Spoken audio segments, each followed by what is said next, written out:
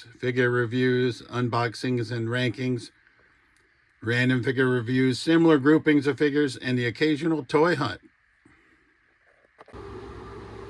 All right, YouTube Trolls Toys back at with another episode of Random Figure Review, episode 46.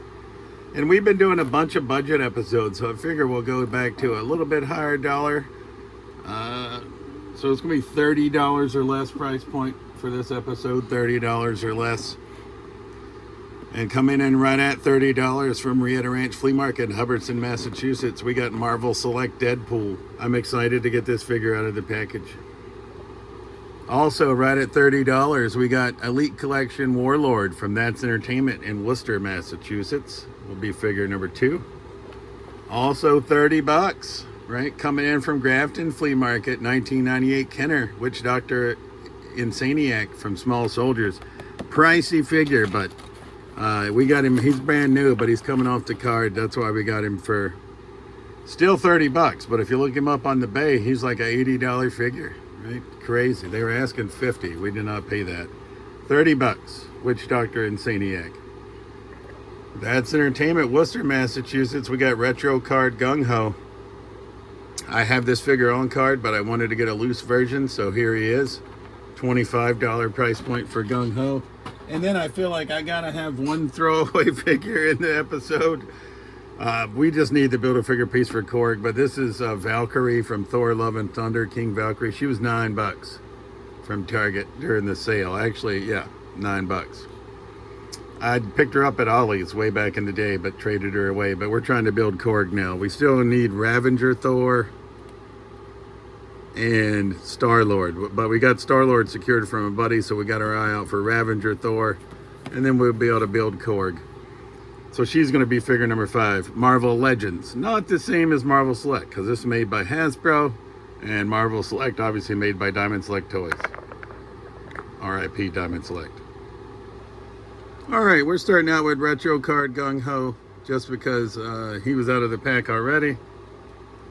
So he does come with a handgun, which we can holster up. He's got a knife, and he's got a sheath for the knife on his ankle. And I gotta say, I like this Gung Ho way better than I think it's number 7 Gung Ho. So I'm happy to finally get this figure to display on the shelf. Backpack, as with all retro cards, comes with a stand. Comes with his trusty cap, which is that the right cap? I almost want to go look now. It's a different color. I don't think it's the right hat. I think it's the hat from number 7 Gung Ho. Damn it. Maybe I didn't pay close enough attention. Well, it's gonna have to do, because I'm not opening mine to get his hat. And I don't think it was intentional on the part of Datsy or of the collector, probably. I don't know, maybe it was. Maybe he liked that hat better. Regardless, it's what I'm gonna have to work with, I think. Well, I'll be damned, this is the hat they gave him. It's just weird that it's not the same color. But that is the hat that it came with. All right, well, I guess I feel a little better. I was going to keep dicking with trying to get the gun in his hand, but I think I'm going to... There we go. But I do like him way better than number 7, which is like the re-envisioned Gung Ho that they started classified with. I like their efforts. I mean, I guess I get the efforts, but the OG characters are always going to resonate more with me. So I'm super happy to have Retro Card Gung Ho in the collection. And the tattoo is amazing. He's got ab crunch, typical classified. He's double jointed, pinned knees and elbows because he's an older fig. But I can't believe they didn't make the hat match. But they didn't. And it also is, I mean, very small on his head. I guess maybe that's also how it was in the cartoon. It's just odd that the hat's a different color, but it is what it is. Gung Ho is going to be figure number 1, Retro Card. Yo, Joe. All right, it says, when Witch Doctor Insaniac is unchained and sent into battle against the forces of the Commando Elite, he wreaks havoc upon his enemy with all the rage and fear of a devastating force of nature. And like a tornado, a hurricane, or a bolt of lightning, it is nearly impossible to predict what Witch Doctor Insaniac will concoct next. Most of the time, his enemies don't stick around to find out. When Witch Doctor Insaniac is attacking with his powerful arms spinning and thrashing about like a wild cyclone, even his protective shield becomes a lethal weapon. And here is Witch Doctor Insaniac, minty out of the package, 1998 Kenner. He does come with a shield, which I'm not quite sure how to attach yet. It looks like it does come apart. So, oh, maybe we could just put one on each side, or I don't know exactly how it's supposed to go actually.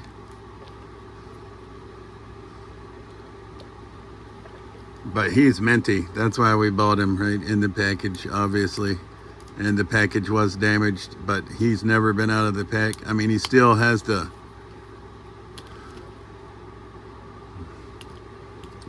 feel of a new figure, if that makes any sense.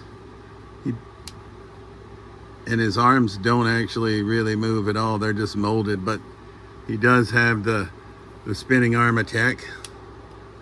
Right, so he's just going to go on the small soldier shelf.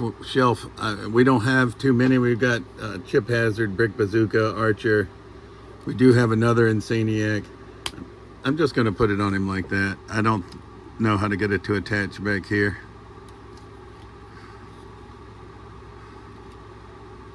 So Witch Doctor Insaniac, 1998 Kenner. Small Soldiers line. He's a badass fig. I can already tell I've doing myself a disservice again. I got 4 banger figures in here, I believe, in my opinion. From Parts Unknown, weight 323, height 6'5", as one half of the Powers of Pain. Warlord brutalized opponents with his massive size and incomparable strength. Alright, so it's fitting Mr. Fuji's in the last video. We have Demolition, then Mr. Fuji betrayed Demolition to go become the manager of the Powers of Pain.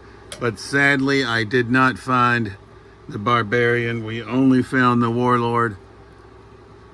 And so here he is. And we don't have the Warlord in the Legends packaging either. So this is our only representation of the Warlord in the collection at the moment. But this is a badass fig. Comes with Fist of Fury out of the package. Alternate gripping hands that we just showed you. But I do really enjoy this figure. And then this is how it was on the tights. You couldn't see the P and the O, so it just says Whir of Pain. Warlord. I like the vest that he comes with, the chainmail. So he's badass, I gotta say. I'm a big fan of this figure as well. He's got ab crunch, double jointed elbows, and double jointed pin knees. Looks like pinless elbows even, yeah. When was this figure from? I did not look at that, but it is rather badass fig. Let's see when he's from. 2021. So happy to add the Warlord to the collection. I like the two-tone hair. Man, this is going to be one of my toughest reviews yet, I think. We've got classic G.I. Joe, Small Soldier, but it's like the morphed version, I guess you could say, like the Witch Doctor version, obviously. And then Warlord from the Powers of Pain. And I still have yet to watch Thor Love and Thunder, but it says, King Valkyrie, when a dangerous new visitor threatens the livelihood of New Asgard, King Valkyrie is forced to take up her sword once more to defend her people. But I've heard everybody say it's just not a good flick. But she's gonna come, the head for Korg's weapon, but we don't have his arms yet, and then she'll have a sword, so we'll get her out of her plastic prison. Amazingly enough, she does have double jointed elbows and knees. And they gave her ab crunch. You don't see a lot. Honestly, I don't think you see a lot of female figures with ab crunch. So could have done better with a cloth goods cape, but she's not a terrible figure. Like I said, I have not seen the film. I have not heard great things, but she looks pretty decent figure-wise.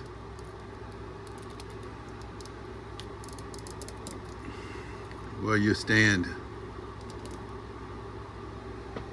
And then we get that, oh, damn, I knew that was going to happen.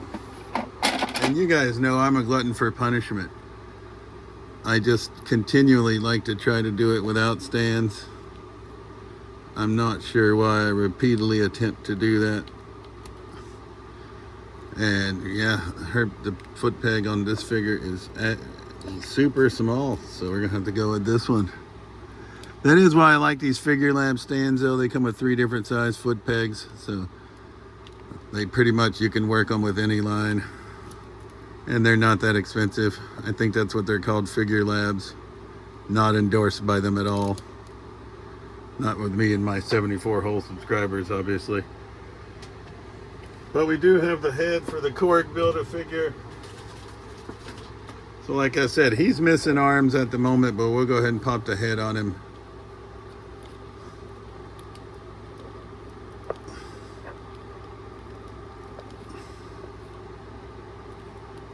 So we are that much closer, and when we do get his arms, we'll have his weapon. I gotta say, his legs, he's gonna have very splayed out legs, it looks like, because of the articulation here, but that's a little bonus for you. And we might not be able to see all this text, but it says, the infamous Merc with a Mouth. His career as a mercenary began while still in his late teens when he became a test subject in Department K's branch of the Joint U.S.-Canadian Superhuman Enhancement Project, better known as the Weapon X program. Horribly scarred and slightly insane due to the super soldier process that bestowed him with an accelerated healing factor, Deadpool has become one of the Marvel Universe's favorite loudmouth, smart-alecky super assassins / mercenaries. Alright, this is only my second Marvel Select that I got in the package. My first 2 were Abomination and Thing, and they were loose, so they didn't come with the cool backdrops. And then I bought Sabretooth at a flea market, and he came with a cool backdrop. So now we have Deadpool, who is just, he's got his guns, knife, comes equipped with size. He's got his 2 swords that can be holstered on his back, which is amazing. Is there a spot to holster the size when you're not using them? Because he also comes with a kick-ass gun. This knife, that knife is just for show. This knife is for show. Okay, the handguns come out. No ab crunch. Single jointed. It looks like single jointed arms, but double jointed knees. Yeah. But this Deadpool he kicks ass. And then they all come with the kick-ass backdrops. I don't know if you can see it, but his is going to be like a street scene kind of. And then we can put him, he's got a foot peg. So there we go. I got him equipped with the backdrop, which I'm not sure we'll use. It looks like it only has 1 foot peg spot that I see. But if we did use it, I feel like we got to put the weapon in his hand because there's shell casings all over the ground, or we can just put it like he's dropped it at his feet. And now he's broke out the size. But this figure kicks ass. All right, so easy enough. 5th place is going to be King Valkyrie. Not that she's a bad figure, but she's just up against some bangers, right? 4th place, I'm actually going to go, even though I love small soldiers, we're going to go Witch Doctor Insaniac. Just because I like the regular version of Insaniac better. 3rd place, damn, this is tough. I'm going to go Warlord. He's a great figure. 2nd place, I'm going Retro Card Gung Ho. And first place is going to be Marvel Select, Diamond Select, Deadpool. But it's so close. I love all four of these figures. I did myself a disservice. We've never put an honorable mention in championship rounds, but I feel like from this episode we may. But that's been Random Figure Review, episode 46. Quick unboxings and rankings. I think this is one of my toughest episodes yet to judge. Like I said, King Valkyrie 5th, Witch Doctor Insaniac 4th, Warlord 3rd, Retro Card Gung Ho 2nd, Marvel Select Deadpool 1st. As always, this has been Trolls Toys. I truly appreciate you watching my videos, and we'll see you soon. Peace.